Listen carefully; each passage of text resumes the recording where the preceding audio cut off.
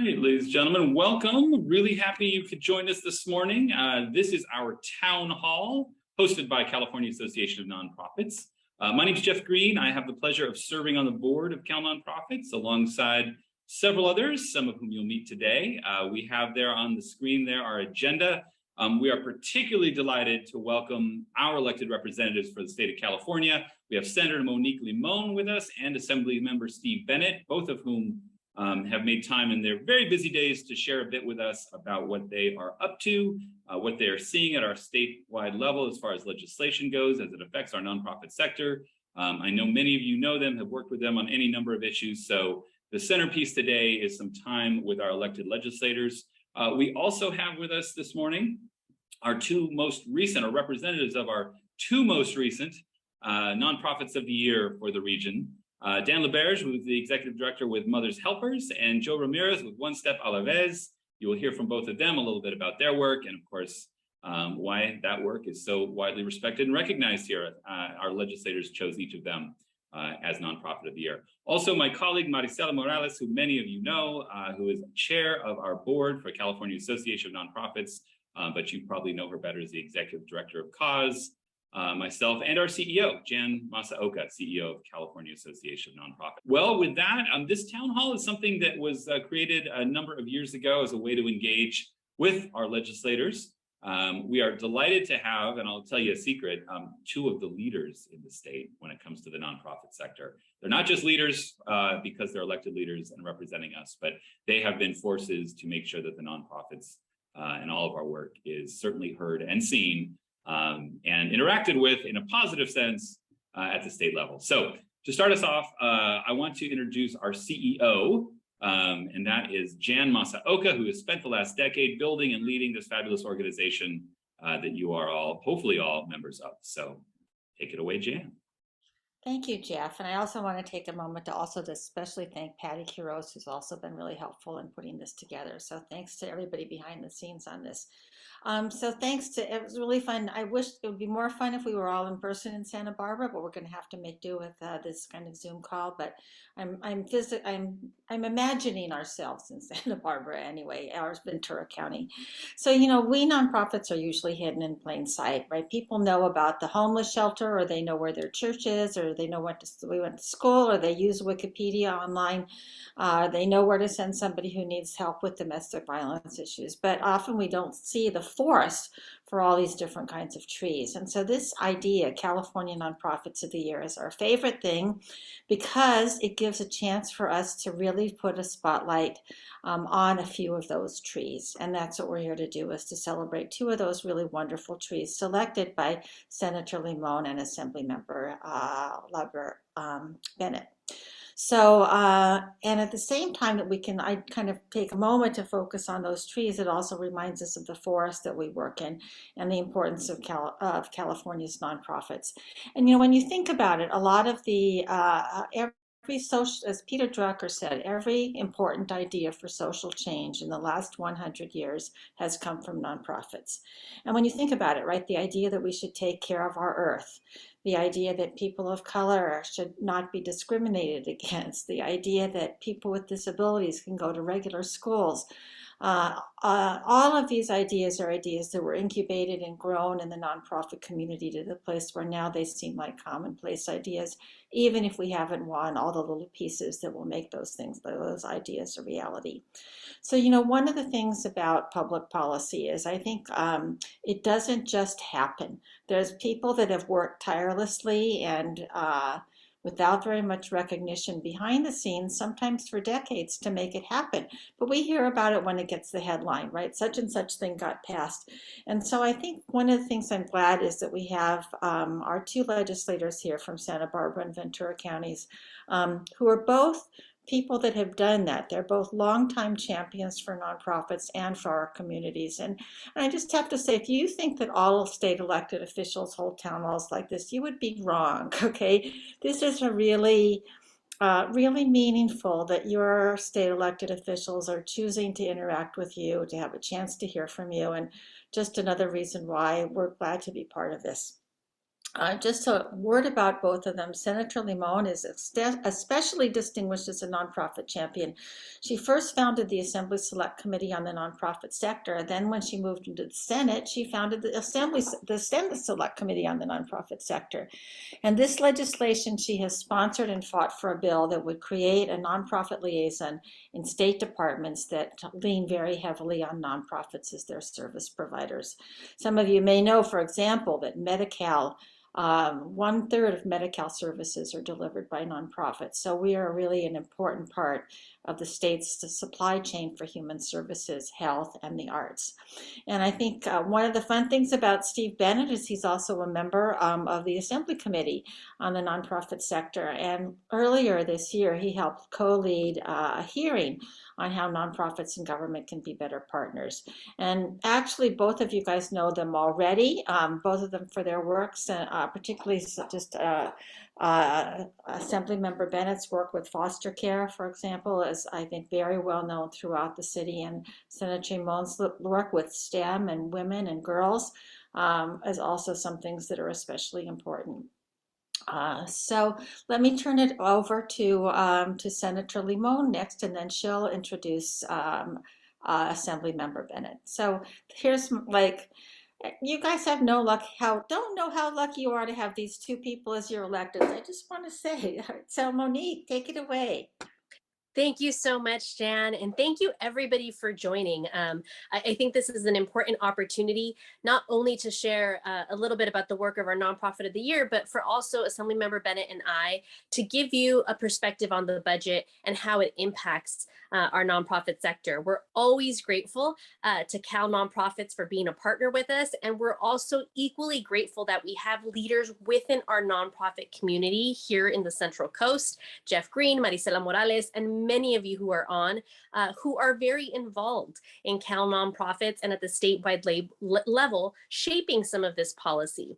I am really pleased that today, in addition to being joined by all of you who are great leaders doing so much in our community, I have the opportunity to present to you the Senate District 19 Nonprofit of the Year, which is Mothers Helpers.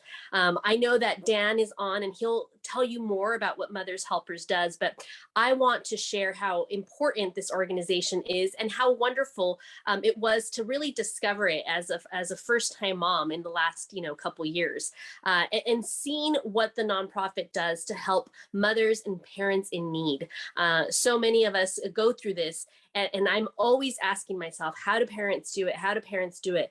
The cost, the needs, it all adds up for every single family. And so to have community members, Dan, his wife, Robin, and all of the volunteers come together to help parents, particularly mothers, with everyday needs that they have as it relates to their children and the needs of their children, I think has been particularly spectacular to learn about, but also to discover and see what it does to help, members of our community.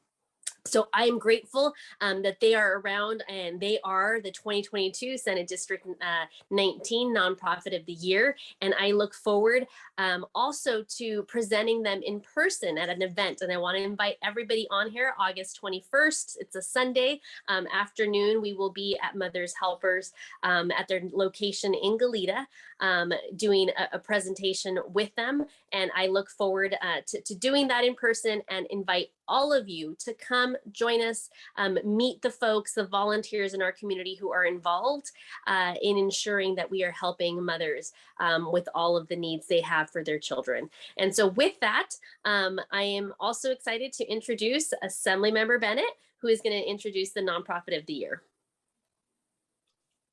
Hey, thank you very much, Senator Limon. Always tough to follow you as you make presentations. But to everybody out there in the nonprofit world, I just want to emphasize how much I benefited from nonprofits when I was growing up, and how much nonprofits were really the key for my involvement in communities that ultimately led to my getting involved as an elected official. So each one of you, I know you're passionate about particular causes that your nonprofit focuses on, and think how sad of a communities we would live in if it wasn't for you and all of the members of your organizations, volunteers in particular, who step up because they're passionate about such a broad spectrum of things that we need to be passionate about in our communities. So thank you very much. It's a real joy to honor an outstanding organization, One Step Olives, as Assembly District 37's Nonprofit of the Year. One Step Olives has really changed the lives of many youth in the Santa Clara Valley, particularly in the Fillmore and Piru area.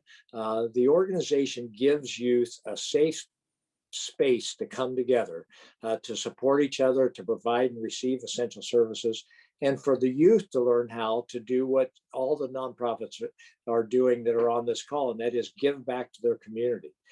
So introducing the youth to the aspect of giving back to their community is an essential part of having these youth develop as healthy adults. The various organizations that they are committed to providing to the youth give them these necessary tools. They have a range of services there. The teens can support each other and get the help they need when it comes to wellness. This includes educational resources such as tutoring, mentoring, and college preparation programs. One Step also coordinates the Circle of Care, and that's a collaboration of service providers and other nonprofits where youth come together to identify and address community needs in their community. As a result of these successful partnerships, the teens have access to programs at their center, such as domestic violence support group, a mental health first aid classes, stress and wellness classes. All of those resources can be found at One Step at the One Step Center. And that's a one-step shop where teens come together after school to create a positive change in their community. And I'll tell you, after being a high school teacher for 25 years, I recognize how vulnerable so many teenagers are. And to have an organization that's willing to focus on that group in particular is something I really appreciate. So today we have Joe Ramirez, who's a member of One Step's board of directors. And in a few minutes, Joe will share more about the great work that One Step has done in the Fillmore and Piru area. Joe, I want to say thank you to you and your group for all you've done. Really grateful for your leadership. And I'm very honored today to recognize One Step Olives as Assembly District 37's 2022 Nonprofit of the Year. We'll hear from you, Joe, right after we hear from Senator Limon's honoree, Mother's Helpers representative. Thank you very much. So my name is Dan LaBerge. I'm the executive director for Mother's Helpers, and we are incredibly honored and just feel so validated in the last 13 years worth of work that Robin and myself and all our amazing volunteers and board of directors have done, starting out of our garage, supporting mothers in need with basic material support, really starting with the very first crib that we found on Craigslist and turned it over to a mother. Never thought that it would ever turn into something just so fundamentally part of our lives and the lives of so many families here in Santa Barbara. The important thing for us to recognize is that we are just part of a small piece of all the amazing nonprofits here in Santa Barbara that provide numerous support to families in need, whether it be Family Services Agency, which is a wonderful partner to all the support facilities that we partner with. It just feels like such a family. And I never appreciated that it was also a commerce family until Jeff enlightened me and enriched our experience. We just thought we were just doing something good. And now it is a full-blown enterprise. And with Senator Limon's recognition, I feel like it's just such a wonderful thank you to all our volunteers that make this happen. What Robin and I do, we provide a face and infrastructure, but the volunteers receive donations every week, piling up, organize, clean, sort, and then send them back out to families that have nothing. And as Senator Limon had pointed out, much of this isn't recognized until you become a parent, until you recognize all the little things that just make such a difference in your child's life. And parenting is so difficult, even with means, and to know that there are 30–40% of our families in Santa Barbara County, such an affluent county, that can't provide, that have nothing, that are starting alone, that have no support network. We like to feel like we're making a little difference in their lives every day. And I just want to thank you so much and thank this organization so much for recognizing us in all our efforts.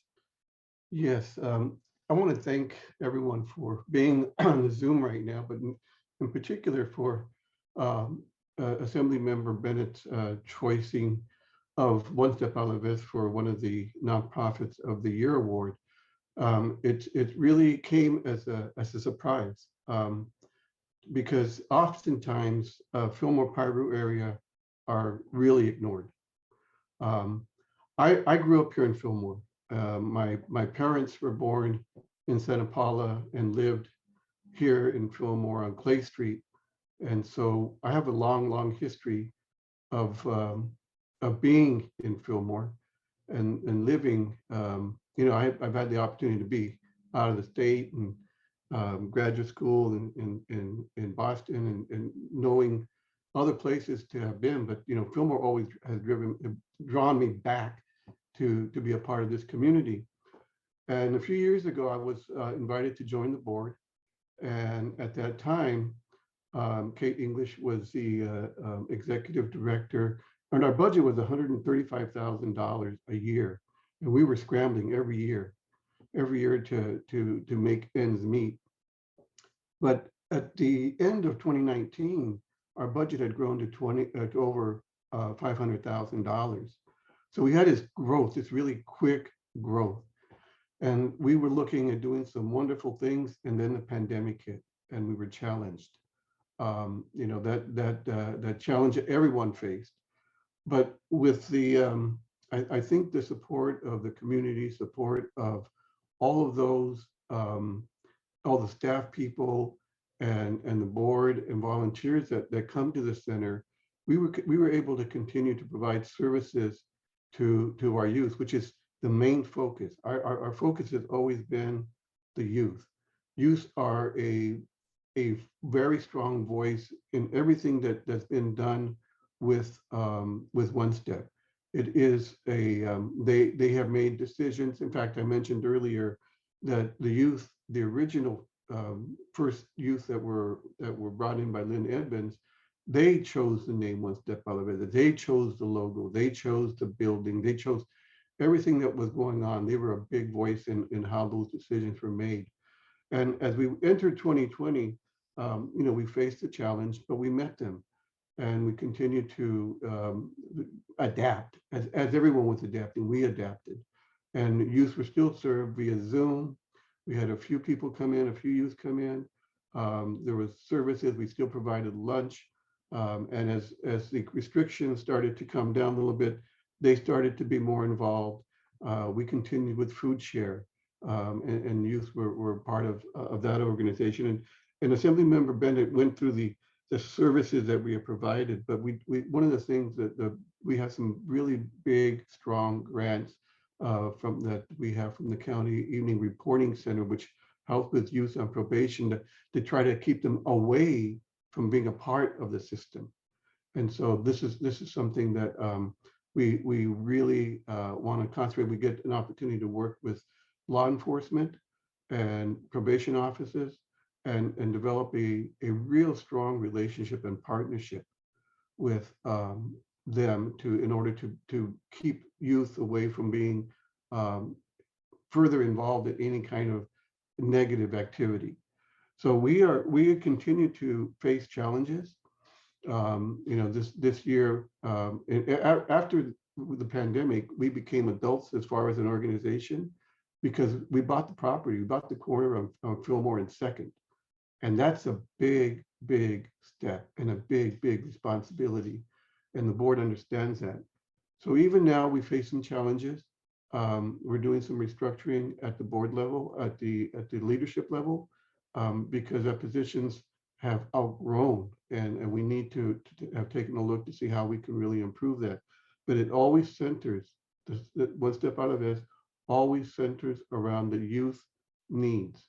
And we're looking to, we've had some really good staff members that have reached out to the community, not just Fillmore-Piru, Santa Paula, Oxnard, Ventura, and develop some partnerships that I think that are very, very beneficial to the youth, the community, and the county of Ventura. So I want to say thank you again on behalf of the board of One Step, on behalf of our staff of One Step, but in particular for our youth. And I'm leveraging I want you to know, Assemblymember Bennett, I'm leveraging this award because right now I'm finishing up a grant to the Weingart Foundation and saying, we're one of the nonprofits of the year.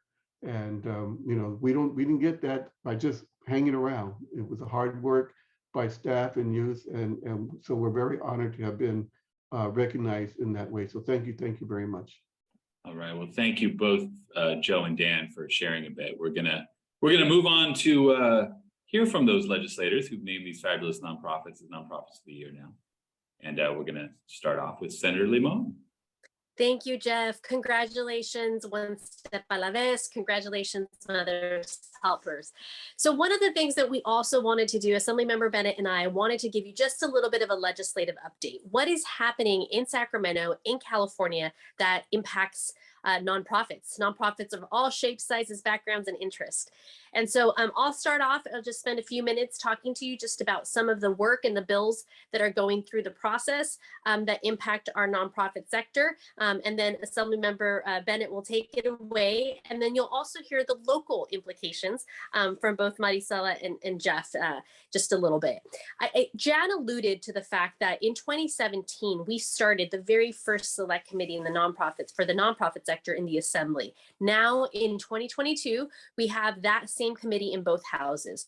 So what does that mean to each and every one of you? It means that there are formal bodies now in each house, and it took till 2017 for one house to have it, until 2021 for both houses to have these formal bodies that have hearings that are focused just on the nonprofit sector in California. Now, we know that the nonprofit sector, when we say that, it's broad. We're talking about foundations, but we're also talking about service providers. We're talking about, you know, organizations that are at a 50,000 level, organizations that are at a $50 million level. I mean, they really range across the state of California, but some elements are very true for all of these, that our governing and, you know, tax structure, all of it really does have to do with how you file in the state of California. Over the last couple years, we've been very successful in holding informational hearings as it relates to issues that impact the nonprofits. For example, filing, nonprofit status. One of my favorites has been the advocacy that we've done. There's always this misnomer about how much advocacy nonprofits can or can't do. And it turns out you're able to do quite a bit of advocacy within the 501c3 status. And so those are some of the workshops, the informational hearings we've had. We've had our Attorney General's office participate. CalNonprofits, it's always involved, but we've also incorporated other state agencies. We believe that the state agencies are equally important. And on that note, I want to talk to you a little bit about one of the pieces of legislation that, you know, we've been working on, I've been leading, which is Senate Bill 543. What we have in California are a multitude of state agencies, some which you may be more familiar with than others. And many of these state agencies have a small business liaison. And so the nonprofit sector and, you know, CalNonprofits brought the fact up that small businesses are not always equal equivalents to the nonprofit sectors. There's certainly different governing elements of each. And so what we have been trying to do in California and through the Senate bill that I've authored is find a way for these state agencies to have a nonprofit liaison in addition to a small business liaison. Through the pandemic, we learned that it was really critical for us to get answers of how, you know, to apply grants, the leniency on grants, extending deadlines, reshifting some of the priorities all in line with the pandemic. But we needed folks at every agency to sign off, to okay, to explain, to provide further guidance in terms of all of the the different elements that were coming up with the pandemic. And so this really came out of these nonprofit liaisons. So that bill is going through the process. It's certainly not as expansive as when we started, but we are looking to advance the conversation about ensuring that every state agency, so whether you're calling the Department of Health, the Attorney General's office, whether you're calling the Department of Education, or any other agency, that we have a way for someone to have an expertise on what all of these laws, guidelines, and regulations mean for the nonprofit sector. Additionally, last year, one of our local legislators, Jackie Irwin, she championed a bill related to protecting donors and online giving. I think a lot of you have followed the conversation about crowdsourcing, online giving, and what that means, and certainly what nonprofits have to disclose. So that's a bill that was signed into law that is really important for nonprofits, because we've seen an increase in terms of online giving to help support nonprofits. And it's really important for us at that level for also nonprofits to be compliant and to be consistent with some of the regulations that we have in place in terms of donors and privacy and collecting that information. So there's been a number of pieces of legislation.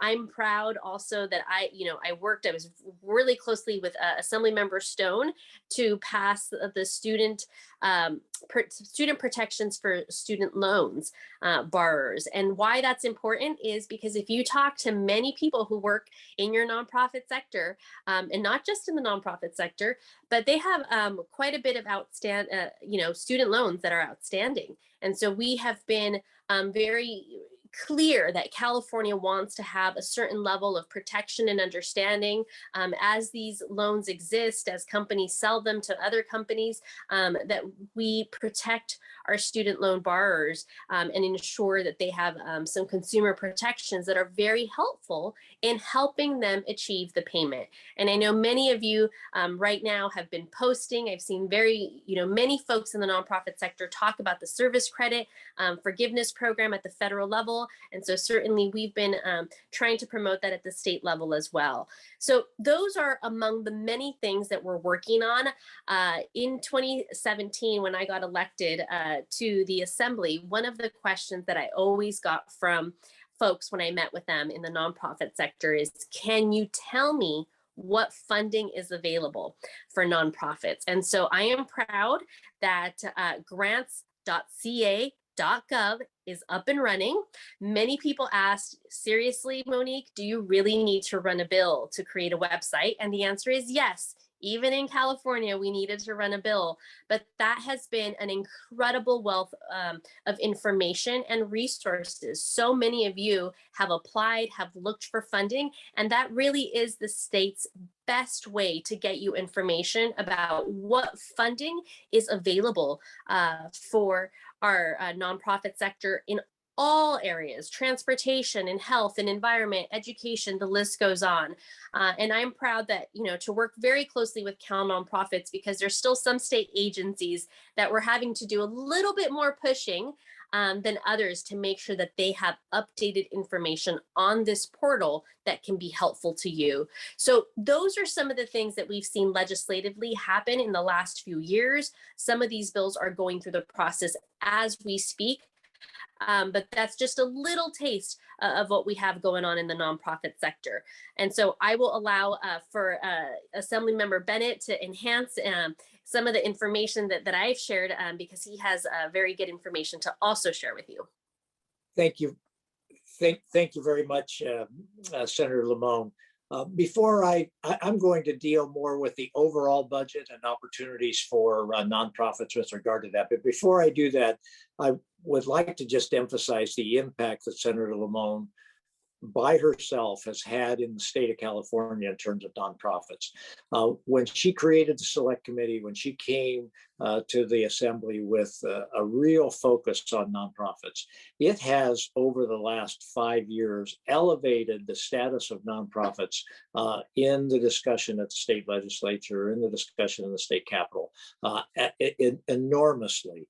And so now you have a website that nonprofits can go to. Now you have in the budget this year, when they identified funding for small businesses, which has always been one of the darlings in the Capitol. Suddenly, nonprofits were also allowed to apply for those same grants, for the assistance, et cetera. And that's the singular benefit of one person really making it a major focus. So I think all the nonprofits owe a real debt of gratitude to Senator Limon for that.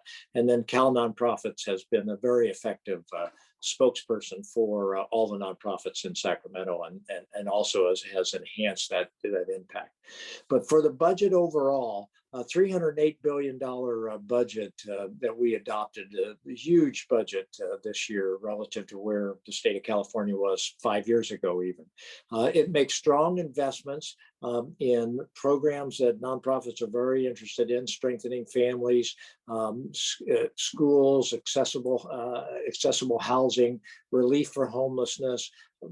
Many investments are being made, and in addition to that, still building up record reserves to $37 billion, because we know California has a very cyclical budget, and we will be in hard times particularly as soon as stock market profits stop flowing in, and which funds an enormous amount of the capital gains that we have. With the current economic challenges that we have out there, the budget includes $17 billion in broad-based relief packages. That includes funding for rental assistance, payments for outstanding utility charges built up during the pandemic, family fees for subsidized childcare and preschool programs. And I know many of those programs would be valuable for some of you nonprofits that are out there listening. The relief package includes funding for food banks, $112 million in one-time funding for food banks from the general fund. And in 2023 and 2024, another $52 million put out there. With the rising gas and food prices, the state of California decided to give back a subsidy to households that could be as large as $1,050, depending on the size of the household and the income. And those payments should start coming in at the beginning of October. So nonprofits can start to help the people they're assisting with planning for that. The CalNonprofits organization has played a significant role in helping us with the lobbying effort that we needed to have at the state level. There's a $250 million one-time general fund relief grants for small businesses. But that's where CalNonprofits and Senator Limon have really helped with their leadership over the years. Now in the state of California, that's not just small businesses, but small businesses and nonprofits to offset the cost of their employees who have utilized the state's supplemental COVID-19 paid sick leave. So if nonprofits have had people use the COVID-19 paid sick leave, there is a $250 million reimbursement fund that nonprofits can apply to help with those costs. There's an additional $150 million one-time grant for a total investment of $4.2 billion going into small business COVID relief. The state continues to experience some of the most challenging emergencies also out there between the pandemic and the catastrophic wildfires. There is funding to prepare and respond for those. The nonprofit sector is just playing a really critical role in helping us do all of the things that have to be done on the Central Coast. We recognize the risks that come with this line of work, and so there is a nonprofit, there is a budget item for nonprofit security grant program. That's a $50 million one-time general fund contribution to provide security assistance to nonprofits, particularly with the amount of the increase in hate-motivated violence in the country. This security grant of $50 million can be used to reinforce doors and gates, high-intensity lighting and alarms, and other security-related things. I think it's particularly helpful for organizations that are helping Asian Pacific Islanders, LGBTQ plus community, Black, Latinx, and Jewish communities may want to consider the one-time fund for security assistance. For those of you in the arts sector, the California Arts Council administers grant programs to support the state's arts, and there they will receive significant investments. And that includes support for cultural districts in the form of $30 million, one-time general fund to be spent over 3 years. And that's to support the 14 existing cultural districts and expand the cultural districts program to support traditionally underserved communities that reflect the geographic and racial diversity of this state. For organizations focused on expanding reproductive health, the budget includes over $200 million in investments to protect the right to safe and accessible reproductive health care.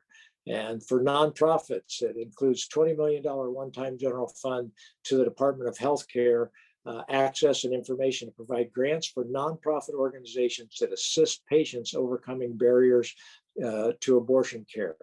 There's also $15 million one-time general fund for the state to award grants to community-based reproductive health rights and justice organizations to conduct medically accurate and culturally competent outreach and education on sexual health and reproductive health issues.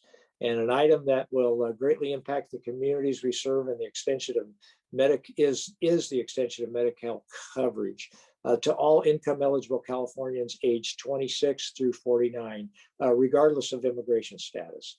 Those are just some of the notable highlights that directly impact the nonprofits and the communities that you serve. I invite you to contact my office or Senator Limon's office if you're seeking specific information on budget items related to the work and programs that your agency happens to cover. Thank you very much for joining us today. And now we'll be hearing from the local nonprofit leaders in the Central Coast who play a major role in the great work that you all do. Jeff, I'll turn it back to you for those introductions. Great. Thank you so much, Assemblymember Bennett. This will be a brief introduction where I get to simply bring to the screen my colleague, my longtime friend, and our board chair for California Association of Nonprofits, Maricela Morales. Great. Thank you, Jeff. And thank you, Senator Limon and Assemblymember Bennett. It can't be said enough that here on the Central Coast, we live here, we work here, we know how special the Central Coast is. And the fact that we have such state leaders as Senator Limon and Assemblymember Bennett, who have absolutely been championing nonprofits, is just another indication of how special our region is. So we want to thank you again. We can't say it enough, Senator Limon, Assemblymember Bennett, for your leadership at the state level for nonprofits. I want to highlight, and I put on the chat, some of the highlights that Senator Limon and Assemblymember Bennett shared that you can go back to on the CalNonprofits website, along with others.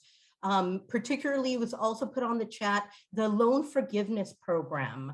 I don't know about your nonprofit, you here today, but for us, 2/3 of our staff have come to us right out of college or just a few years out of college. And they've gone on, to contribute and to grow in our organization and to be the future leadership of our organization. So that nonprofit pipeline, starting with entry level, right? Straight out of college. And so that loan forgiveness assistance is so critical, really, to the health of nonprofits here at the local level today and into the future in terms of the leadership. If we want to retain that talent, we need to assist with the real reality of the need for loan assistance for recent graduates. And so please take advantage of that. The second thing that I want to do is pitch CalNonprofits. You've heard of all the amazing work with leaders like Senator Limon and Assembly Bennett. We need a statewide organization, and that's CalNonprofits, to represent our needs, right? Our future in California. And so as chair of CalNonprofits, I want to urge you to become a member if you're not already a member. I'm going to be like those YouTubers that don't leave their channel without saying subscribe, subscribe, subscribe. I have an 8-year-old, so I don't know if you see that on screen all the time. So to say, please become a member of CalNonprofits. Our strength and our ability to advance the mission of nonprofits at the state level is through the power of our membership. And with it, you can have access to so many supports. So we find access for HR services, for insurance, and so an employment assistance program. So there is much support here for you in policy, but also for your organization specifically to be as strong as possible. Please become a part of CalNonprofits. Thank you. That was beautifully done, Marisela. We need to work with you more on pitching. This is good. So I will offer just a few comments, and I don't want to take much time. I do want to make sure we have a full, at least 10, 15 minutes for Q&A. But as by way of update, I just want to say again, thank you very, very much to Senator Limon. And of course, we've worked together since she was Assemblymember Limon, and truly is a pioneer in making sure that nonprofits are front and center in our state legislature. So we're grateful for that. And of course, that's bearing fruit all these years later, which is what we all hoped it would. And I know you mentioned SB 503. I think it's a great example of bills that have potentially huge structural impact. And it's not always easy to get them through. I know, right now that's a question. How do we get it there? How do we get it to the finish line? So those kind of efforts, which are in many ways, most of us don't know how that works, and it takes some real expertise to navigate. So we're grateful for that.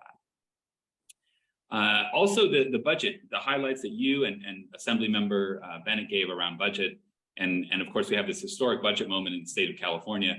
We also know it won't last. And I think one of the conversations I'm having with my colleagues in the nonprofit sector is how do you make the most of a temporary, and we don't know how long, maybe it's a year or two, or maybe the cycle is longer, that would be wonderful.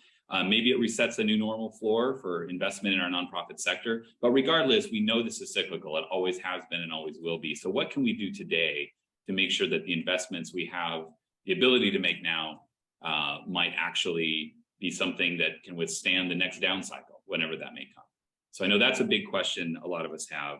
I think the other thing I notice on the ground is that a lot of the work that the nonprofit sector has done structurally through disasters, through other stresses in our communities, can occasionally result in a real structural change long term. And I hold up 805 and DocuFund as a great example of that. And I know on the call today, we have some of the creators of that, the real founders of that effort, Eder and we've got Claudia here as well, and others who made sure that partnership through FLA and CAUSE and Ventura County Community Foundation ultimately leads to a new organization with a permanent base of support. So there's these moments that we can take and turn them into big structural changes.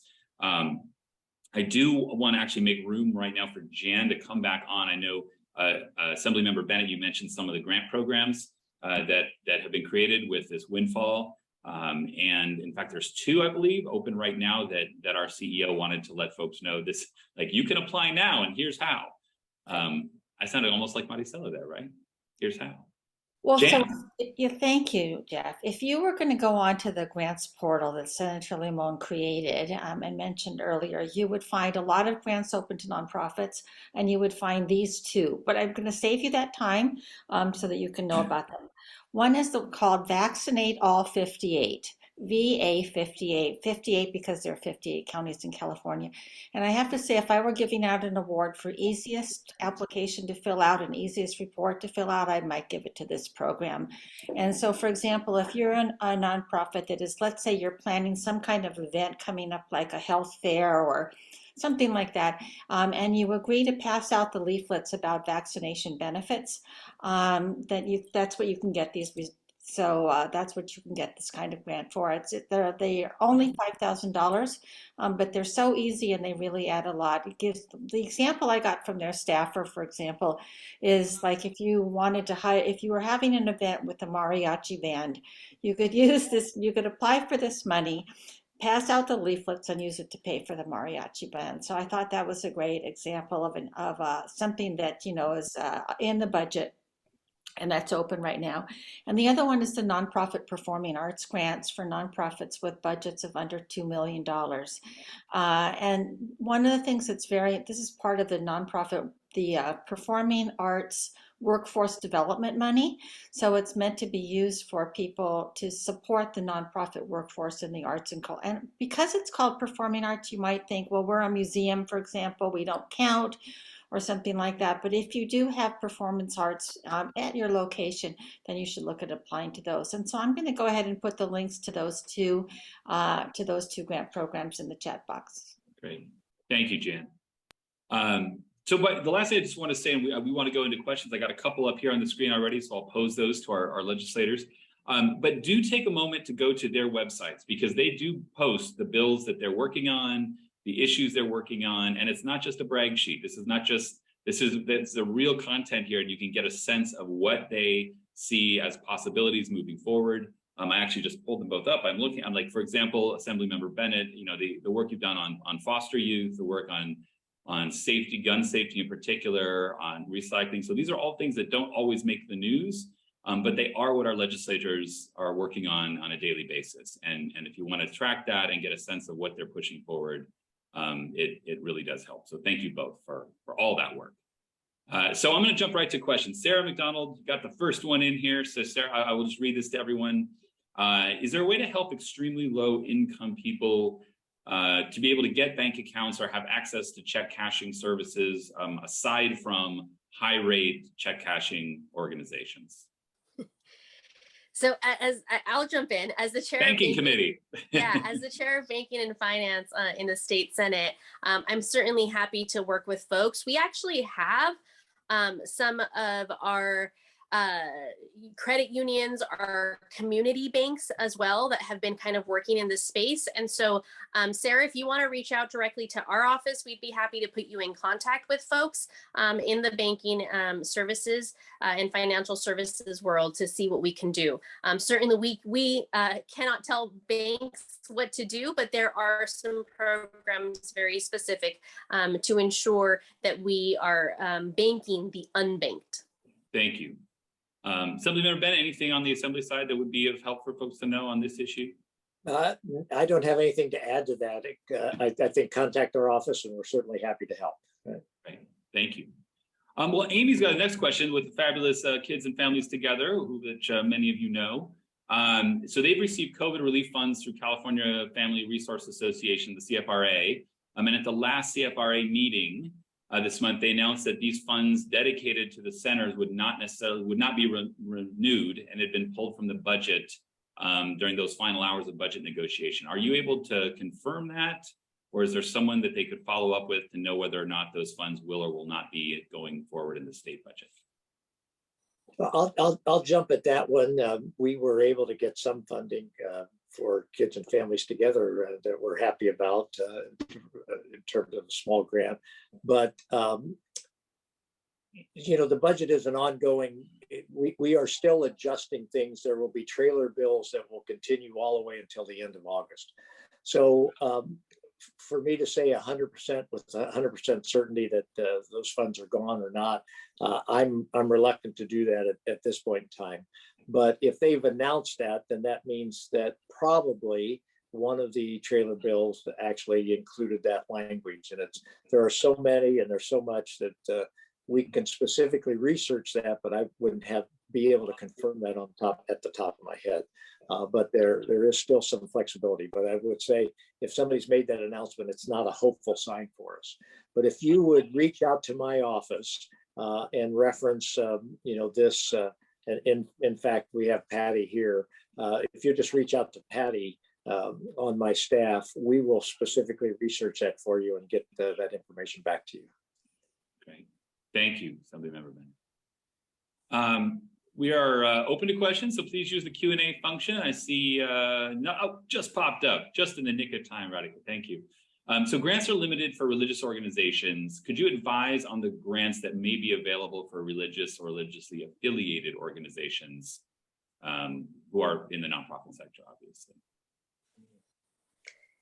Well, I will say that this is where I would use grants.ca.gov because it depends on what the religious association is. As far as I understand, also some of these COVID related grants and these vaccine grants have not been necessarily limited to religious organizations. So I think it depends what the purpose of the grant is for and the limitations there. But again, one of the spaces where I've seen the most flexibility has been around pandemic funding and grant funding for nonprofits. I wouldn't say that the state has a wonderful reputation of being flexible about how we use money. However, I think in the last couple of years, as it relates to health issues, vaccines, public health overall, there have been more opportunities for partnerships with some of the nonprofits who have not been always the first ones we think of when we go to. So I will share that, but it really does depend on the purpose of the funding. And I think that that's another thing to keep in mind, that yes, there are pockets of funding, but they all have different goals or purposes that they can be used for. And so sometimes that's where it's going to vary a little bit, but we would be happy to, again, work with you if you have a very clear idea of what you're looking for and for what purpose, to see if we can help you identify state funding. But just like for you, for us, our grant portal for the state is really the first place to go to. It's much easier to go to the grant portal than it is to go to each state agency and try to figure out what they do or don't do. And Jeff, I'll add one thing to that, and that is, while there may be some restrictions in terms of religious organizations getting funds directly to them, I know many religious organizations take advantage of the programs that are designed for people. Rental assistance, for example, on a religious organization, maybe helping people connect with those funds, even though they don't go through the actual organization. Right. Well, thank you both for that. I think Lauren put the grants.ca.gov link again in our chat, so appreciate that advice, Senator Limon. And as Assemblymember Bennett said, we all know that our religious organizations and religiously affiliated human service organizations are often the most connected front lines in many communities. So we appreciate that. Okay, more questions coming. This is perfect. Carlos Cortez is asking, is there any discussion around helping nonprofits with camp properties, youth camp properties, and insurance coverage?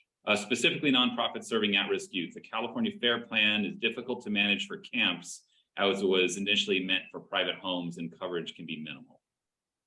Any has that risen? I don't have any specific knowledge on that to help, but perhaps somebody else. I see Jan just popped her back onto the screen. Perhaps she has some background on that. Just a word about this. So, we have a wholly owned for-profit subsidiary that's an insurance broker. So this is something that we know about. Most camps, to tell you the truth, are struggling more with the issue of being in the wildland or fire areas, okay, than they are with who they're serving.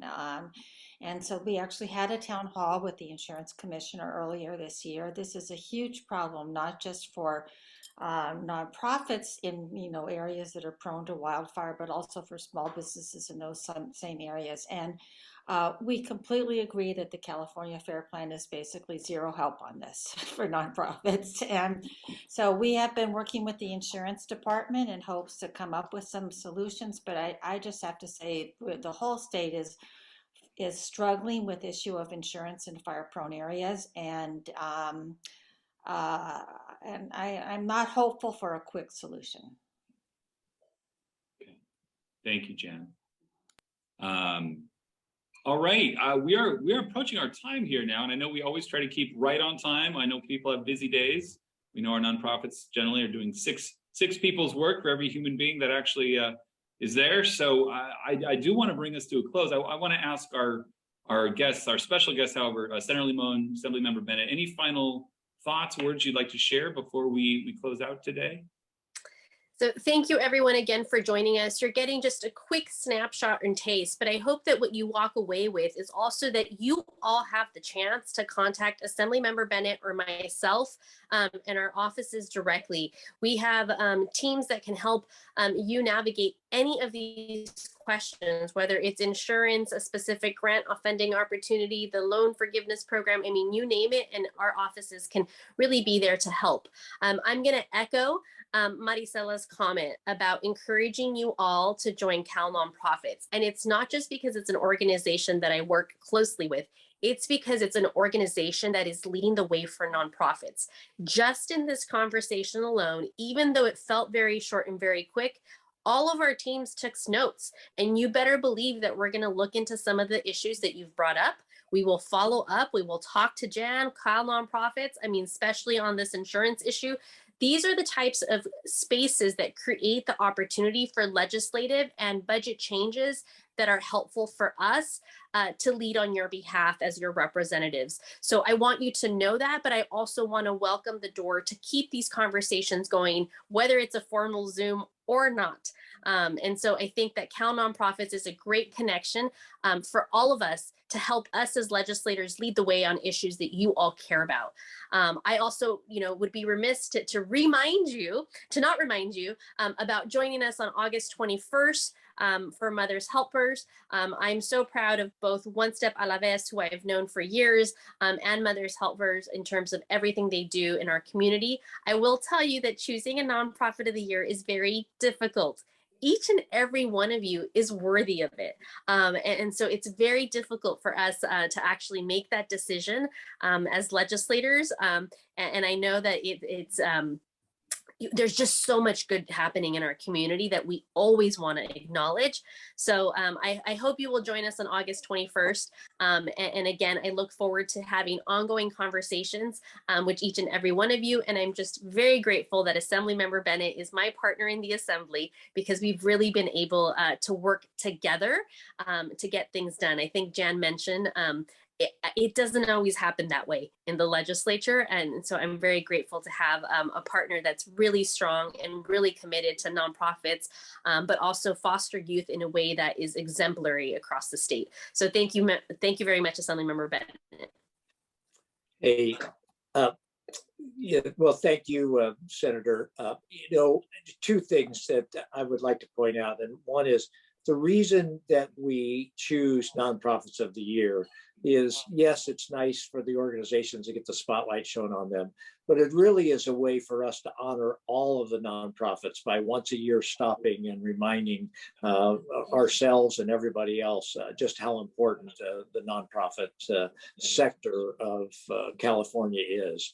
And so to all of you out there, this moment, this hour that we've shared together is just an important reaffirmation of how important each one of you are to the community that you serve, and to helping us actually feel like a community rather than just a place.